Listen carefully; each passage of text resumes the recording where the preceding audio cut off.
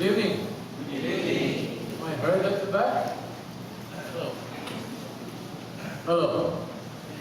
Can you hear me at the back? Okay, that's a lot better. Those of you who are just coming in and would like to find your seats, we have lots of them right here. Don't worry. Just pretend no eyes are looking at you and you'll find the best comfortable seat right here in front. Okay? We started a little bit late tonight. I wish we could have taken off 10 minutes earlier than we could. But I knew how busy all of you are, and most of you probably may have missed dinner tonight just to be around and steady with us. We do appreciate that the Lord has certainly been working throughout this week among our working students. Now, for some reason, throughout our study tonight, your stomachs would churn in hunger. Okay? Be comforted that you're not alone. Huh? Be comforted that you're not alone, because I do too. Huh? I wish I could eat before coming here, but that will be very, very difficult for me to speak. And so I have to sacrifice, and I have to wait until the end of our service, of our worship, until I can get my meal. Well, let's make a short review of what we have been doing each night. And I believe this should be taking meaning in your lives, just as when we started last Sunday and continue on until Thursday. Why don't we bow our heads as we review the lessons we have taken? Father God, you have always been the door of escape in the trials that we go through and that you allow in our lives. We have always found comfort, shelter, satisfaction only in Jesus as He reveals Himself to many of us in trials and experiences that may truly be crucibles to bring out the best of what you have in store for each one of us. Tonight, dear Lord, we take off once more, continuing our study, knowing that you will steady with us. You will reveal God to our hearts, to our minds, and therefore we may stand firm in the times of trials, difficulties, and even hardships of life. Thank you for our working students who can continue to stand in this place. May they stand the test of time, the troubles that may come their way, because you are the God who never leaves us. And this we ask in your name. Amen. We have started this series by saying, man will never be satisfied in this world. There is nothing that will fill in the vacuum that man would long for every material need. No matter how much we may put ourselves into whatever endeavor, there will always be a longing for something that this world cannot ever fill. You see, friends, with all the things that we aspire as working students, there will never ever be a time when you will be truly satisfied. You will always look to something that you wanted, you desired. The vacuum will even be more deeper. The pressure will even be more greater, only to find out, just as the wise Solomon put in his record in the scripture, it's like a chase of the wind, and only God can satisfy your soul. With the longings of our heart, every day that God has provided for us to grow, most especially working students, coupled is the trial that may come in our lives. You see, we have been speaking right from the first evening that trials to a Christian are what? Our friends. They are our closest ally to touch hands with God. For every trial, God provides a door of escape. He does not want us to be bent and stretched more than what we can. God will always come to provide a way, a door of escape. We went on to say that while Jesus provides this one, He has also spoken of Himself as the door. John chapter 10, He said, I am the what? The door. He who enters and walks in through me will find pasture, will find abundance, will find assurance, will find the promises, the blessings that God would have afforded to the faithful ones. Believing that Jesus is the only way to true and real happiness.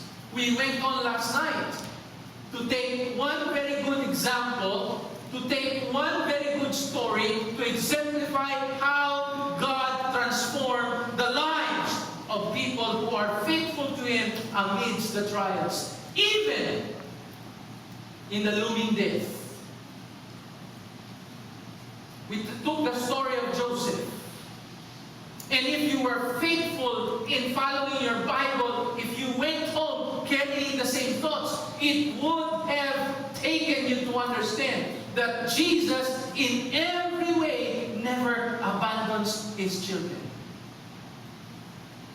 Amazingly, the heart of our Lord Jesus is specially close to those who are afflicted, to those who go through the trials, to those who are persecuted, to those who are in hardship.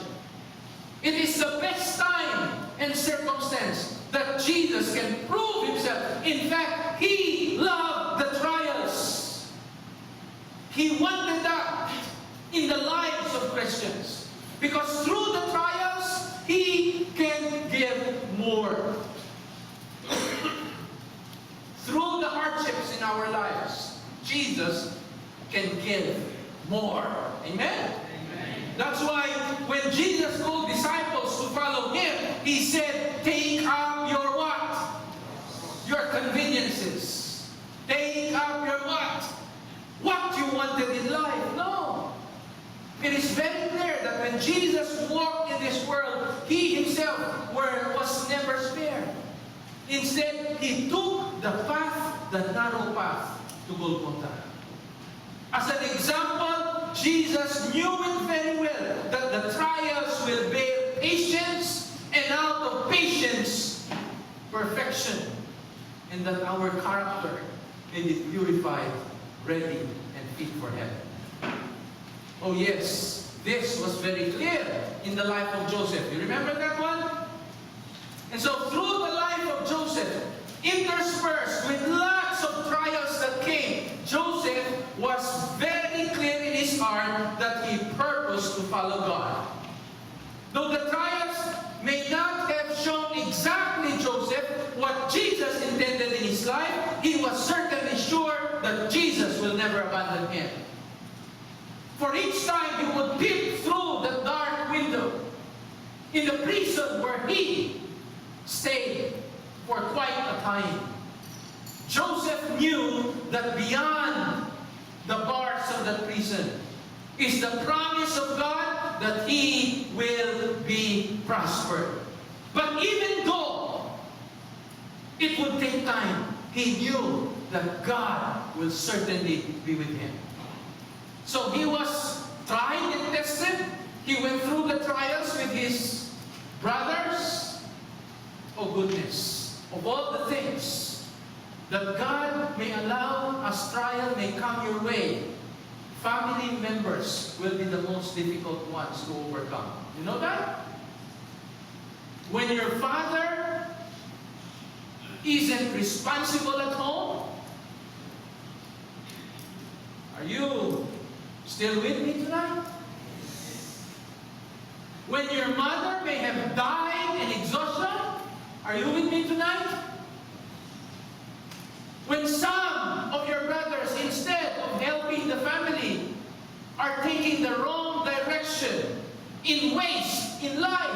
Are you with me tonight?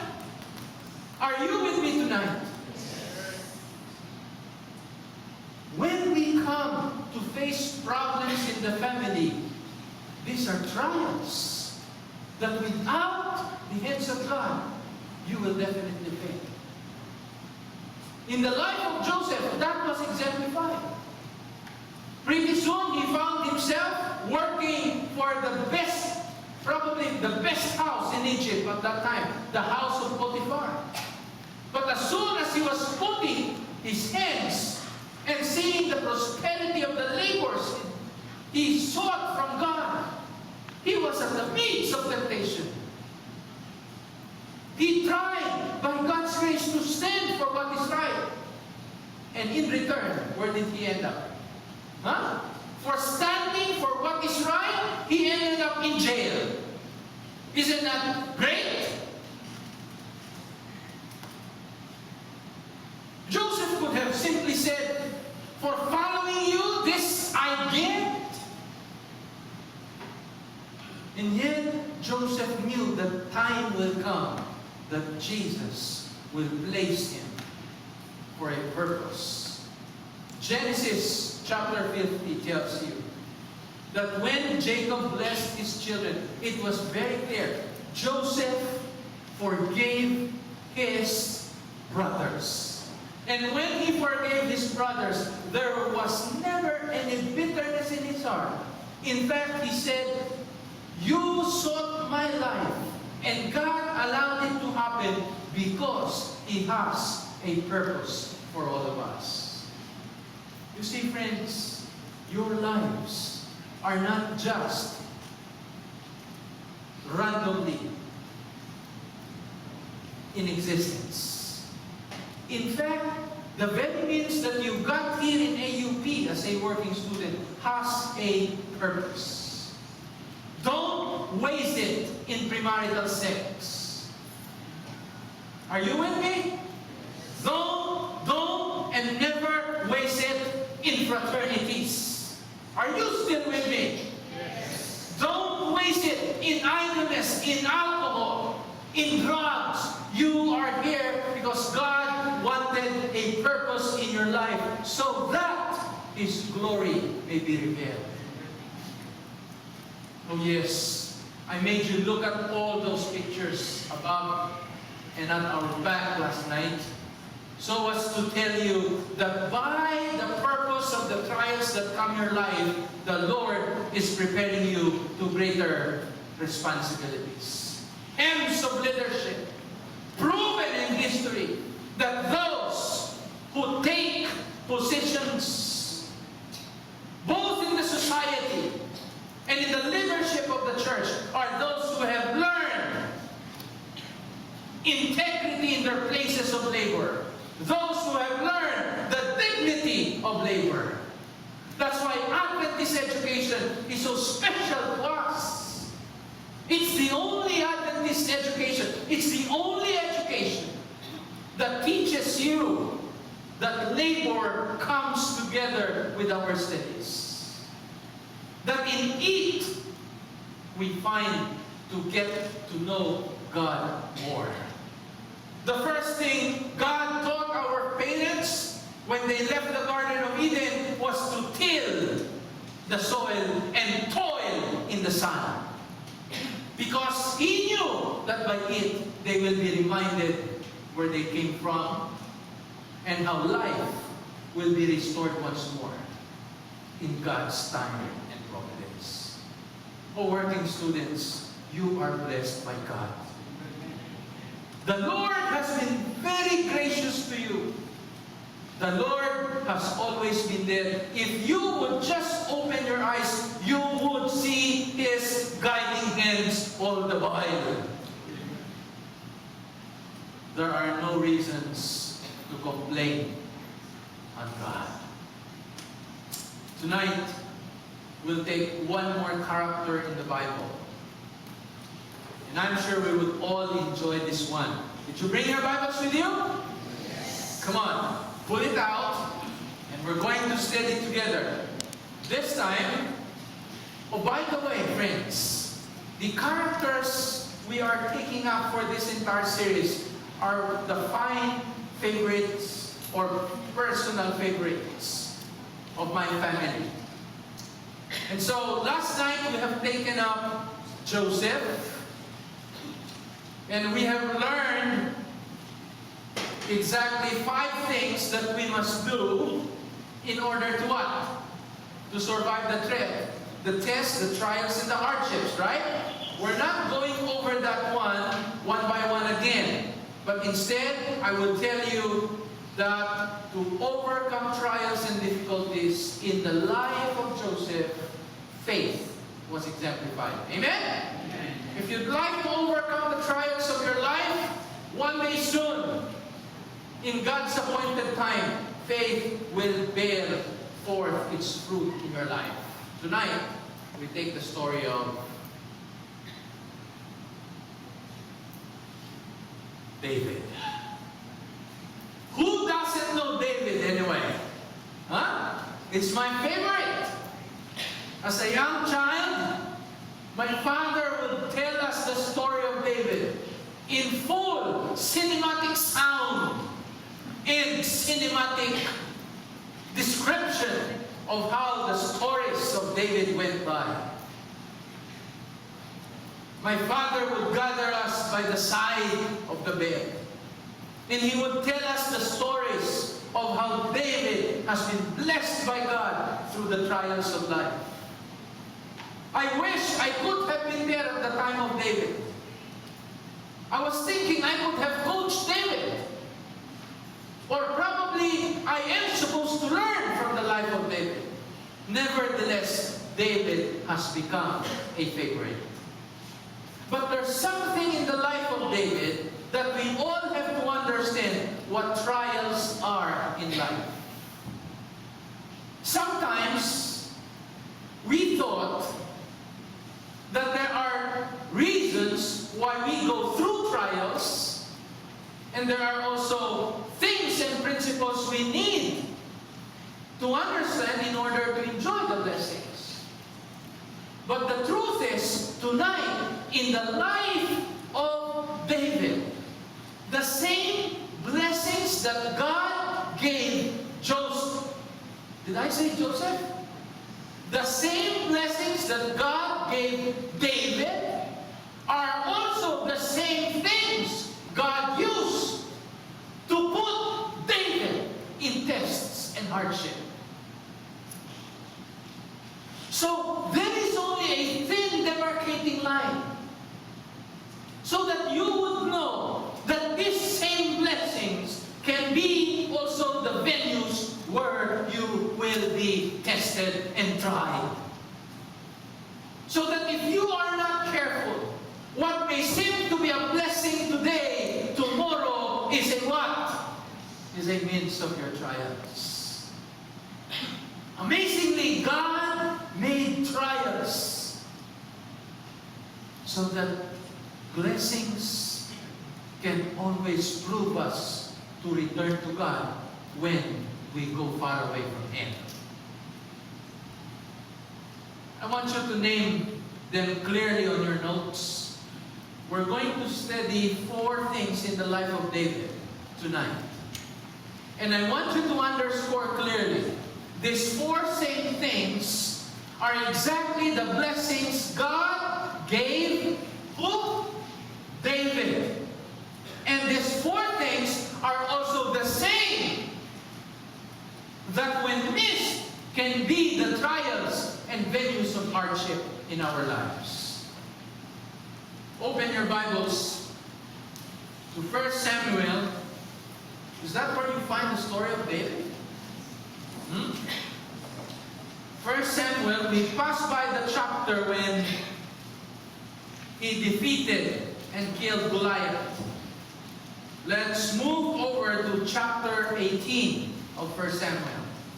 Never come to revival meetings without your Bible. No revival can happen without the reading of the Scriptures. So open your Bible. It's in chapter 18 of 1 Samuel. You're already there? That's the most pathetic thing. If you come tonight without your Bible, I have been studying with you the Bible. You should understand that by now. This is already our third night. You should have brought your Bible. Come on. Open now to chapter 18 of 1 Samuel. And I'll go over the whole chapter.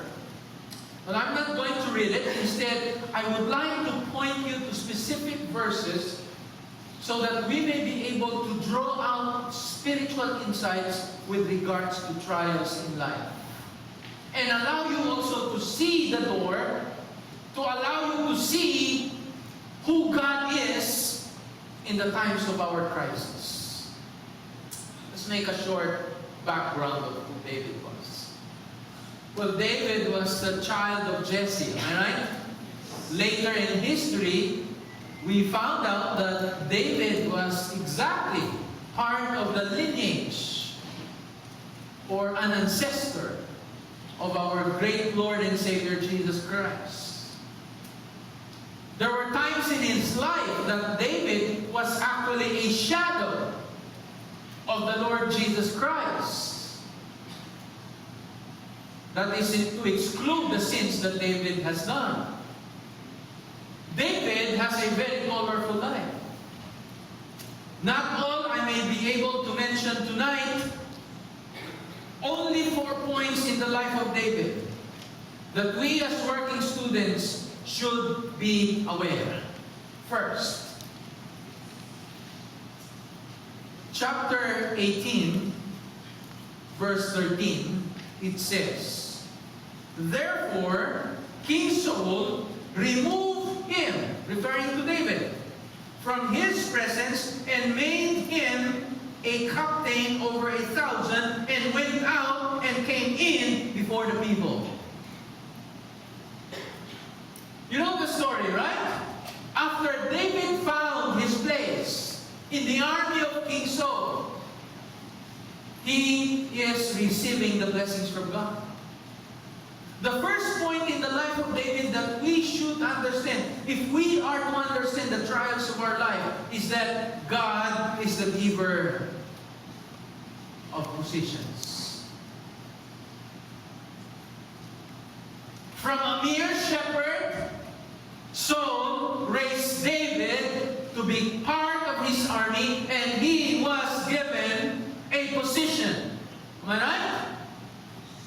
Positions come from God as a blessing. A blessing when God sees you can be responsible. David definitely learned this from the university in the field and in the desert. If you would allow David to walk in straight tonight and sit with you, he will tell you stories of how the Lord has blessed his hand, his eyesight, his keen touch, so as to protect the sheep of his father. At one time, he may have killed a bear.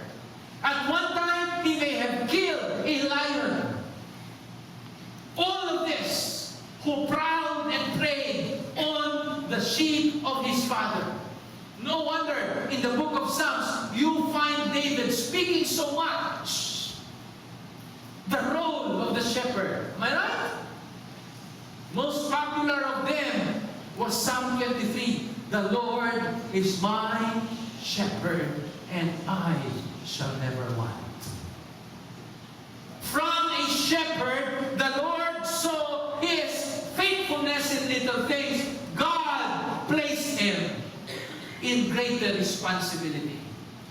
Position, that's the first thing. Position can come as a blessing in our lives. Amen? Whenever you have to accept a position, make sure that you are motivated by love to serve God and His people. David knew it well that his time was coming as he was anointed in front of his brothers. He knew that God's hands was with him. And so when the first position came in the life of David, he was thanking God. He was praising God. Was he happy about it? Of course.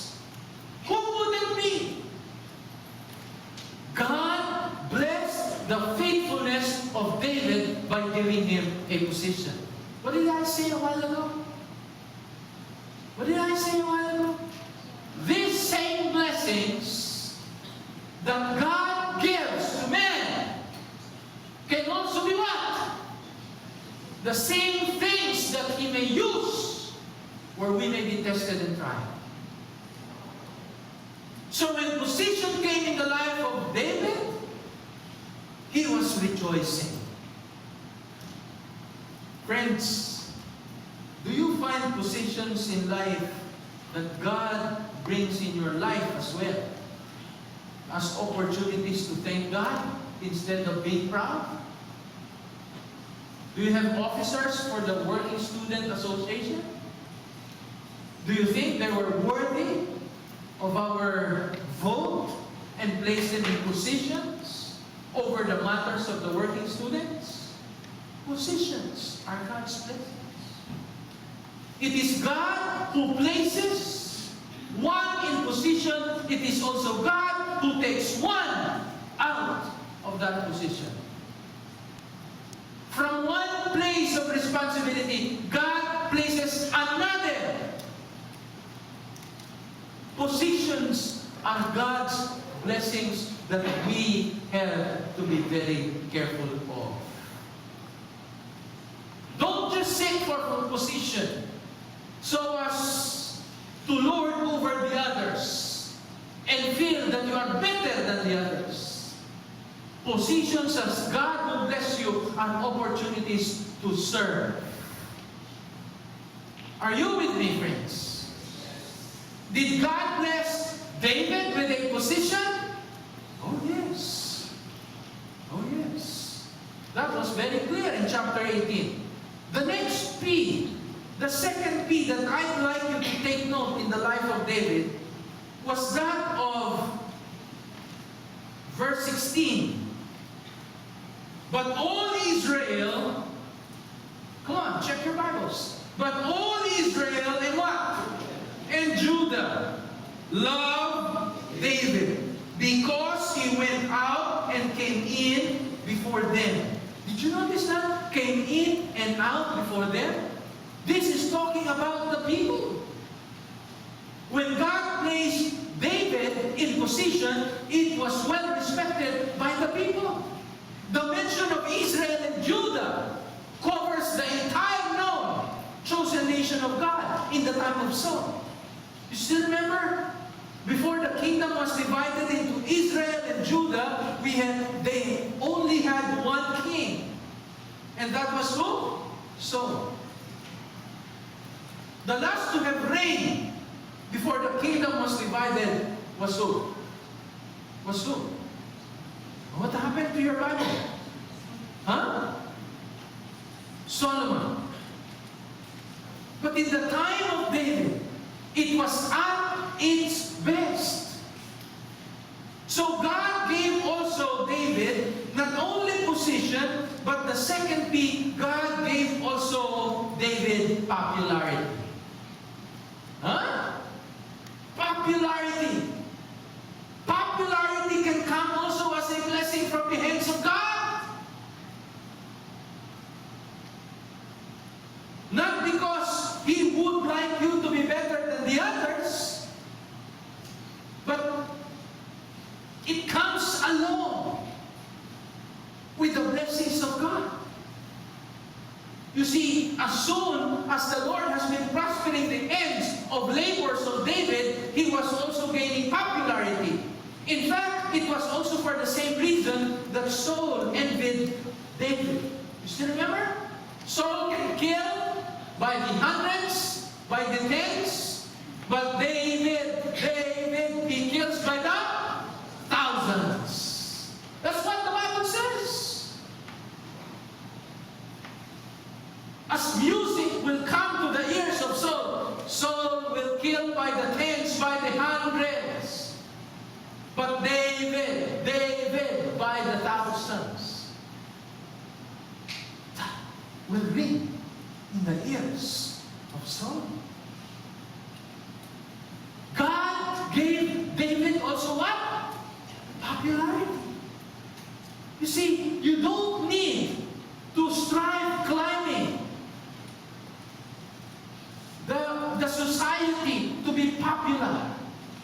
in God's own time, in God's own way, when He blesses your labors, your faithfulness to Him, He will also cause people to know you. Was David popular? Who doesn't know David in Israel and in Judah? We were told in verse 16 that David went out and came in before them. No one, even among the children, doesn't know who David was. Until now. Was it only in the time of David? What about now? If you would be allowed to recite the most remembered characters in the Bible, the top 10, I'm pretty sure that one among the 10 for each one of us would include the name of David. Right? David was not only popular in his time, he was even popular until now. Who doesn't know David? In fact, not only do we know him, but even the kids, the children, have been named after David. Anyone who has the name of David? Tonight, you have David Claveria. God blessed David. Not only with position, but he was also blessed with what? What's the second P? Popularity. Oh, friends. What blessings God has given David. The third P that David enjoyed from God is the support of the people. The support of the people were just for David in his time. He was not only popular because he holds 6 titles in boxing, but he was for sure popular, but because he was loved from the heart. David was not only a friend of God, as the Bible says, but he was also a friend to almost all people. David has a charisma. He has a charm, most difficult to resist. No wonder, if you may have lived as a maiden, as a virgin in his time, you must have fallen in love also to David.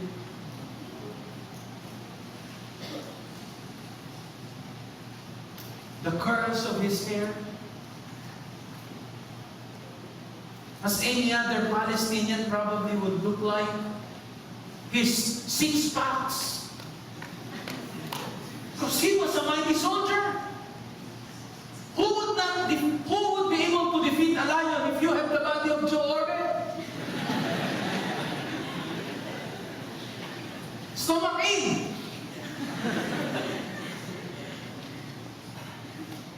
The height of David must have come in contrast and in clear contrast to that of the height of Goliath. It is at the time of David that the little guys had prominence. So David, Claveria, should not be embarrassed for his height. It's not in the height. Oh, what a guy. He was well loved because God prospered his faithfulness. Amen? God knows to reward our faithfulness. In the life of David, he was rewarded. And when God rewards you, my friend, no one can take it away except God also himself.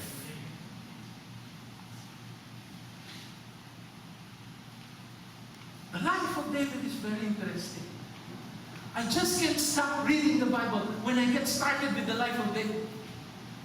You could even miss lunch and a meal. So nothing more exciting than your Korean telenovela. It's even more mysterious than your Harry Potter book.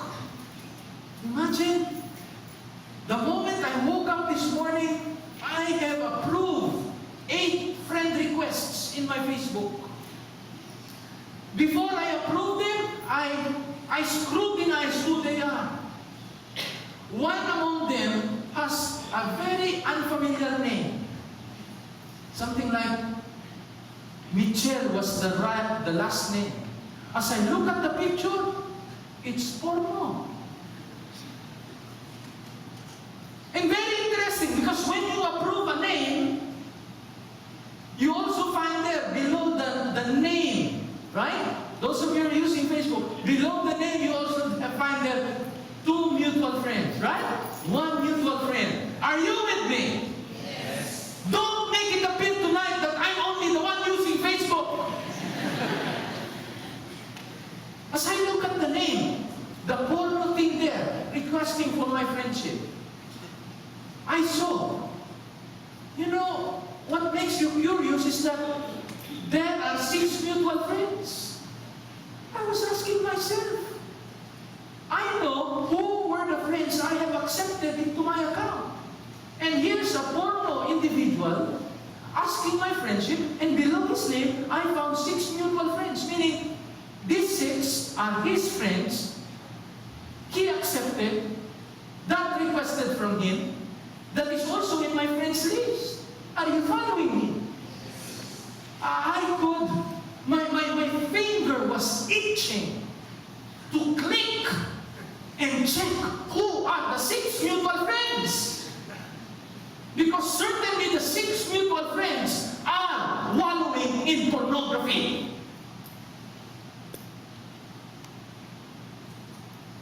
When I clicked that one, 2 of them are prominent students there. Is it possible that you may show a life of what seeming to be right around the campus, and yet your life is wallowing on some skeletons inside your closet? God prospered David because he was faithful in small things. He was given the support of the people. Let me prove my point. 3 P's that supported David. First, you find verse 20. Now Michal. You know who Michal was? Saul's daughter. Loved who? David. And they told Saul. And the thing pleased him. You see? For a partner, Michal loved David. Not only Michal, but you will also find in verses 1 to 4, there's another P there. The son, or the right hand of King Saul, by the name of his son, who? Jonathan. Even the prince loved David. Even the prince had to support David. Not only his partner Michal loved David and supported David, but even the prince, the son of the king, supported David. David had the support of the people in his time as God's blessing. Not only that, to wrap up the 3, he had his partner Michal loving him. He had the prince of the kingdom loving him, supporting him. He had also no less than who? Samuel, the prophet, also loved David. Remember when David was anointed? Samuel, right then and there, began admiring the qualities of the young David. The partner Michal, the prince Jonathan, and the prophet Samuel all loved David. They supported David. David did not only have position, he never just only had popularity, but he had also the support of the what? 3rd P? people. See, when God blesses your faithfulness, He can give you the rewards of your faith. He had the support of the people. Does Hazel have the support of the working students? You can even say amen. Does Hazel have the support of the working students? See? David was blessed. Probably even more than Hazel. Am I right? That is when you are faithful. God continues to bless you. Probably Job has even more to be faithful so that God can bless him. Then the fourth P, the last P. I know your stomachs are churning. I'm not yet. I love the story of David. The fourth P that we should check with the life of David is in verse 15. Therefore, when Saul saw that he behaved very wisely, he was afraid of him. Even Saul the king had the respect of David. Even David had the respect of the king. You see, God also gives us the last P, the pride of our life. Not to say the kind of pride that leads you to sin, but the pride that allows you to remember how God can truly bless you.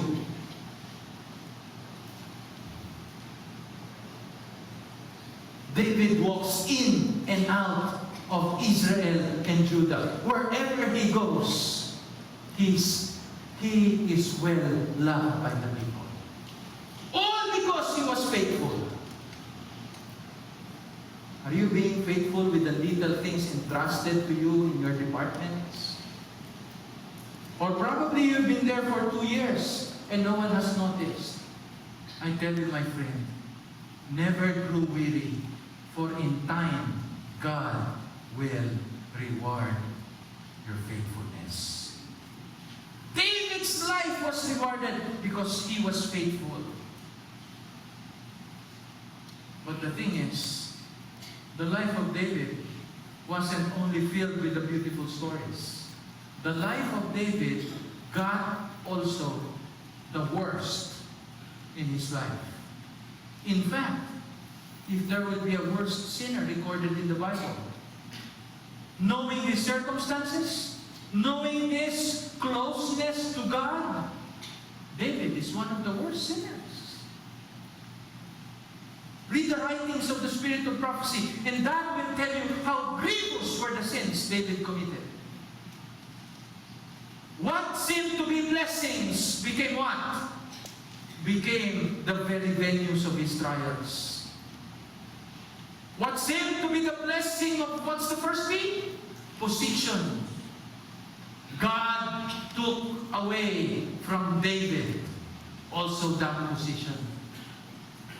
For a time, because he had a purpose in the life of David. Instead of being seated as the king in the throne, he was hiding in caves in the mountains. He was pursued for time by the armies of Saul. Second P, his popularity. Who would be popular if you are in hiding in caves?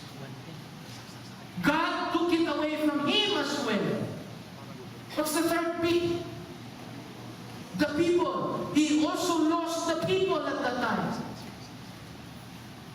As God has given him Michal for a partner, Michal, David also lost Michal. Michal was made to marry another man, if you are particular with the story. What about the prince, Jonathan? Jonathan also died with Saul. What about Samuel? Did Samuel stay for the rest of the reign of David? No. Samuel was also taken away from David when he died. What seemed to be blessing for David became his testing grounds.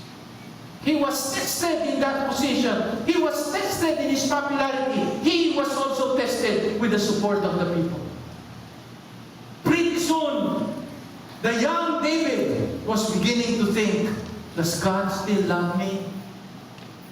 Go over the Psalms in your Bible. You will find there the cry of David many times. He would ask God, where are you, Lord? He would ask God, why do the wicked prosper? He would ask God, why have you forsaken me? What seemed to be the David who wrote the 23rd Psalm, the Lord is my shepherd, I shall not want. He is now questioning the mighty acts of God in his life. Have you realized that in your life too, friends? You begin to forget God at the pinnacle and the best things that happen in your life. And suddenly, God scoops them away from you. And here you question. You turn back to God. Even the last P. What's the last P? Even the pride of his own family was taken away from him. He was a fugitive. Yes, always remember this, friends. In our Christian experience, what seems to be blessings can also be the venues of our trials. So never cling to this, but rather only cling to the God who has given all the blessings. Amen? For a time, God took them away because David was beginning to love what God has given him and begin to forget who gave him the blessings. A big principle to learn tonight, my friends, is that we should love the people and use things. But when you begin to invert that, you begin to use the people and love the things, there you find your problem. Are you still with me? The people should be loved and the things should be used. But when we begin to love the things of this world and just simply use the people to our own benefit, we get into problems. That exactly happened in the life of David. What seemed to be blessings on 4 points in the life of David now, at the lowest part of his life, were actually the points of his trials. Have you suffered? Have you gone through trials? Check back. Maybe because, or I should say not maybe, for sure, God is teaching you something. And God is just simply telling you, never forget me. In the blessings I will give you, it will turn into trials if you begin to forget me. Because trials turn us back to who? To God. So the blessings will be used as trials as well, so that we can go back to God. The God who gave the blessings can turn it into trials if it would separate us from Him. In the trials that come your way, young people, working students, God is only teaching one thing to you. He wants you not to depend on the blessings He gives you, but to depend on the one who has given the blessings. Remember, love the people and use the things. Don't invert it. Because the moment you love the things and just use people, certainly God will allow you to go through the trials of your life. Tonight, my friends, I'd like you to remember that Jesus is still dealing with us in the same manner. David was a son close to the heart of God. Anyone who is a legitimate child the parent will discipline. Should we not take discipline from God and only afford the blessings of life? We are told in our scripture reading, Hebrews chapter 12, verse 7, if you endure hardship, if you endure discipline, if you endure trial, if you endure hardship, affliction, persecution, all of that, in verse 12, in verse 7, if you endure all of this, God deals with you as with what? With sons. For what son is there whom as a father does not chasten? But if you are without chastening, discipline, of which all have become partakers, then you are illegitimate and not sons. Oh yes, until now, I still do discipline my children. Because a father who does not discipline his children does not show his love for his children. Right? David was allowed to go through hardship because he was a legitimate child of God. In the trials that come our way, it will always do its purpose, and that is to know God in crisis. Are you ready to take the trials of your life? Not to be bitter with God, but to know Him even more in this life. Tonight, I'd like to end right there and invite you to consider the hardships of your life right now. Is it God's way to remind you, my friend, that you may be taking steps away from Him, and He wants you back to Himself? Hebrews 13, verse 5 will wrap up all that we have studied tonight. And we are told, Hebrews 13, verse 5, let your conduct be without covetousness. Be what? Be what? Huh? Be contented with such things as you have, for He Himself has said, I will. Come on, let's read that all together. For He Himself has said, what? I will never leave you nor forsake you. Those are the words of God. He will provide a door of escape. He will provide the door, Jesus Himself, that you may find contentment in this life. Last night, we took faith to overcome temptation. Tonight, I say, take contentment in your life to overcome the trials. Both the life of Joseph and the life of David teaches us that God will never forsake you. Are you ready to end this year coming back to God? Are you ready to say, thank you, Lord, for all the trials that come my way? Thank you, Lord, for providing a door, a way of escape, so that I may even know you more. Friends, if this is the desire of your heart tonight, I want you to express that in prayer to God. As you bow your head tonight, talk to Him. Lord, I certainly know that you have been there in my life. But I don't know what the future holds. Yes, I have gone through the troubles in my life, trials after trials. But I know you will never forsake me. You will never leave me. Don't look at others. Look at yourself, my friend. God wants to talk to you tonight. We all have our shares of troubles in life. But remember, my friend, trials are our friends. Because Jesus wants you to know that God will never forsake you.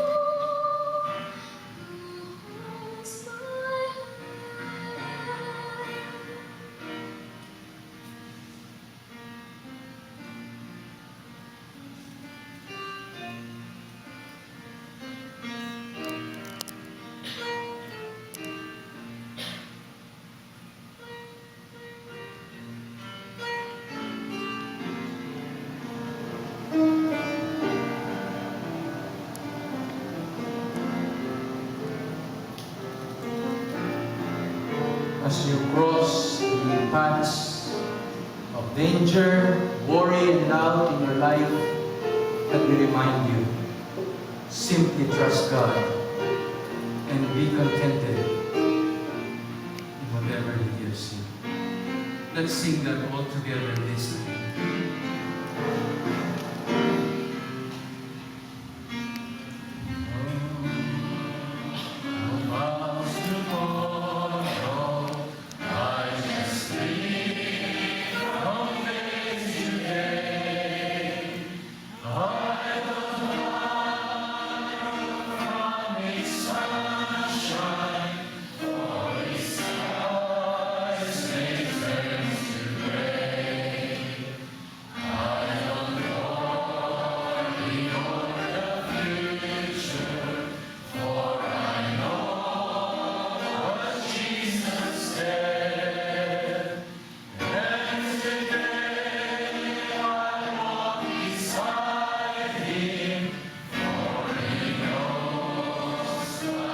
Shall we all stand?